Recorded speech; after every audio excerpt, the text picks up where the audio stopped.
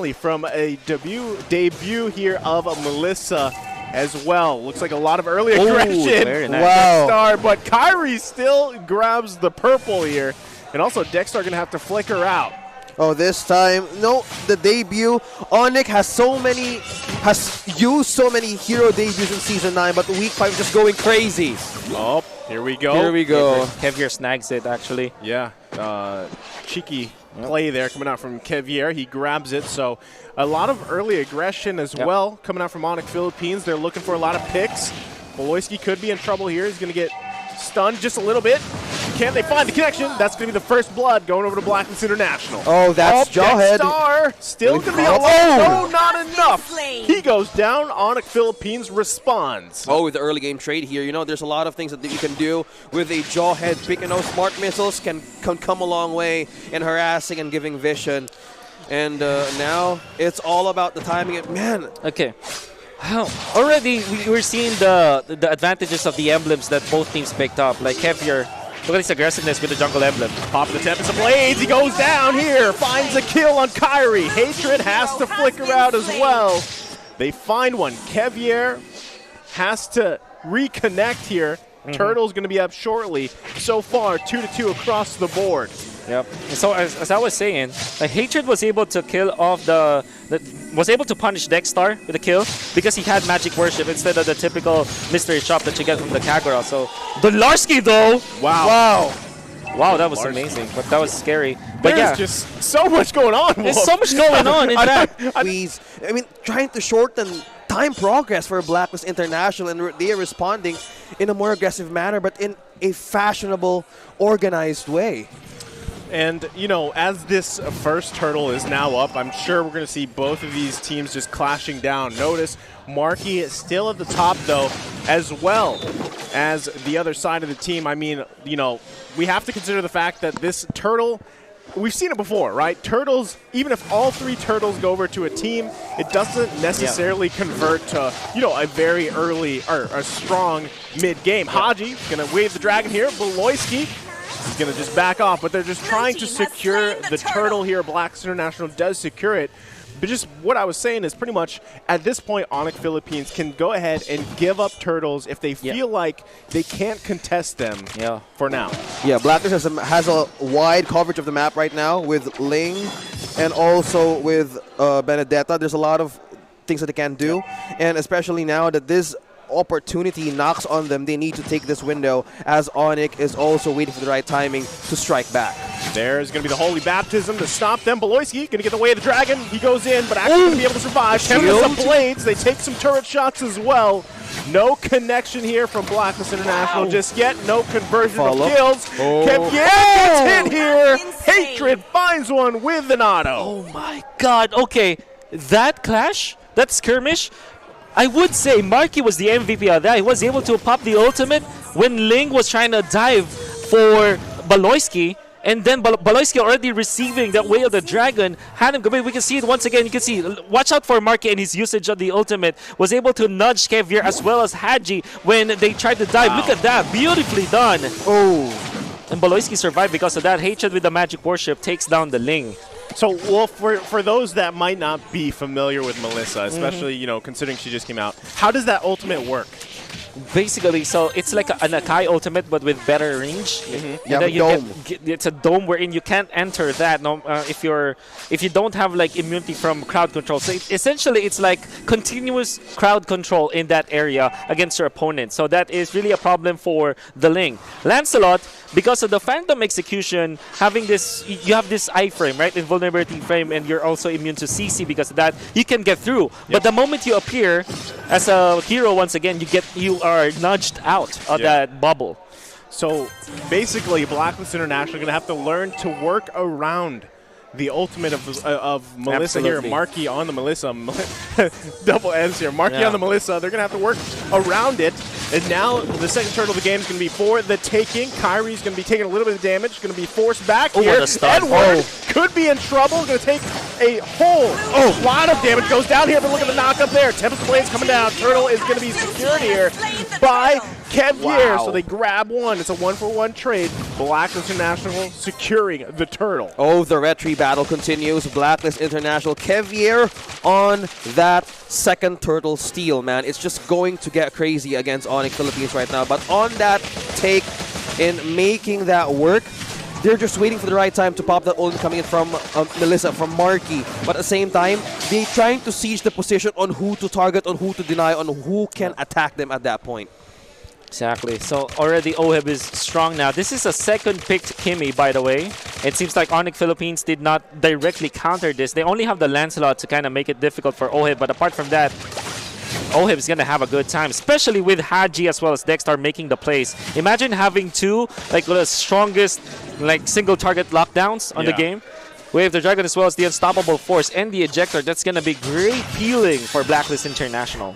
Little one-on-one action here in the mid lane. Kevier going to take a showdown. lot. Bob in the weave, but Hatred is going to spoil the fun there. Kyrie's still alive. Both of them still alive for now. Man, that showdown. It was one auto needed to connect. Hatred's like, I'm here, man. They let it happen. Yeah. I think Ari was baiting. And he knows that Hatred will be there in time, but yeah, Kevier pulling out the stop in the right moment. That's what we like to see, you know? Two junglers do. Yeah, that's right. Lane. I the mean, showdown, man. That's one's got the assassin emblem and one's got the jungle. And we could see the damage output difference already starting here, especially 7 minutes into the game. Edward going to go ahead and clear out those minions. Again, this is not the typical Eternal battle that we see usually here, but so far I want to say Edward's making this Benedetta work for now. Again, when you have a Benedetta, you also get to use that as a win condition later on in the game. Yeah, one thing special about this is the skill set of Benedetta. You can totally dodge the skills, and also using the elapsed daytime to utilize the passive and the damage. And as well as, you know, Edward on this hero, a comfort pick as well. He has been using this for also for lane pushes, but at this specific one, he also need to be up with the edge with Delarski. I really like this adjustment from Blacklist International. Throwback to MPL Season 7 when Benedetta was like the absolutely most broken pick. Yeah. And, you know, they didn't choose the Uranus. Instead, they went for the Benedetta as the pick for Blacklist International. In a way, this is like Uranus, but Benedetta is able to, like, also muster the split push as well as the wave clear that the Benedetta has, but only faster, because that's the thing with Benedetta, right? You can just make, you can control the lane's global presence, because I mean, that still is a positive trade, map-wise. Delarski going to get focused on. There's the Way of the Dragon coming out. Delarski still alive, though. There it is. That's the kick. That's going to be the kick. The Way of the Dragon finding the mark. Meanwhile, at the bottom, Edward going to get focused down here by 4 members from Onic Philippines, but he can't go 1 versus 4 now on this Benedetta. They find a 1-for-1 trade. It takes 4, man. You need to have 4. There's a lot of dashes on both sides. On both sides. And going back on what Wolf said, I mean, we've seen Edward do wonders with this hero. But speaking of wonders, it's another ejector in. This is what they have to do. Find the picks here. Dexter definitely finding them. Check out the replay here. Yeah, the flicker was used, I would say rather late. Because the thing is, the ejector was already popped. And once you already, like, tossed up, the flicker will not, the flicker will still pull through, but the ejector will still be prioritized. Onic Philippines here. Kairi picking up that Blade of Despair here. Again, he's going to be pumping out the damage.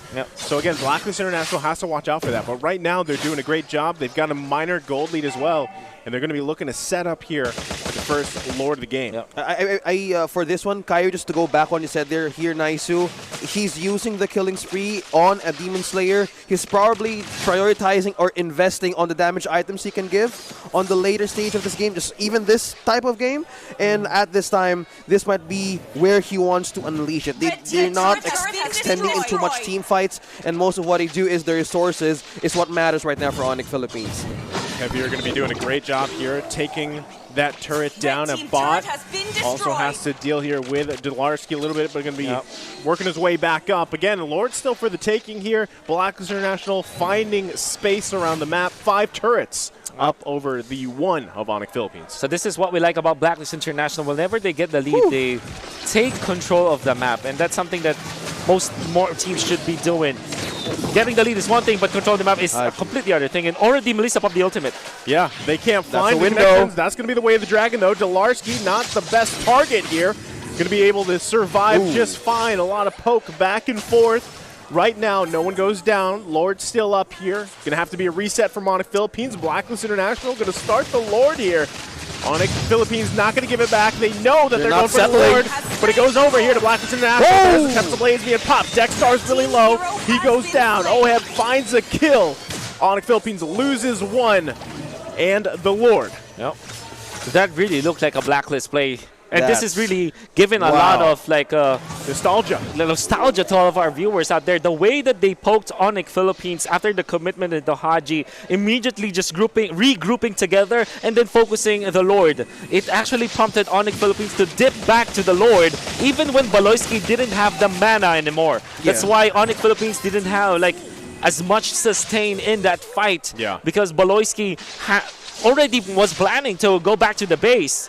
But Blacklist International forced them into that error, and Onic Philippines are now going to be having to defend against the Lord. That's to build up confidence. Blacklist gave. They know that the window, they need to pull off some resources from Onic Philippines in order to get that pickup, or even to have that edge in damage. I mean, if you have so much damage and if you can't use it in the team, why not wait for them to react first? Well, Blacklist on the discipline here, they're trying to get their points in. And mostly the control also is being on their side, Naisu. Upside here, Onic Philippines has some decent clear, and this is still just a regular Lord. They should have no problem defending here, but they got to watch out for the initiation coming out from Blacklist International. That's going to be the conceal play. Not able to find anyone just yet. Onic Philippines still there's the toss-up. Baloyski's in trouble. Goes down here. Blacklist International finding one, cracking open the base of Onic Philippines. Can they defend this? So far, so good. That's going to be a play there coming out from Edward. Still alive as well. They lose one. Onic Philippines still in the game. Oh, Edward. You see, there's a lot of wonders that this hero can do.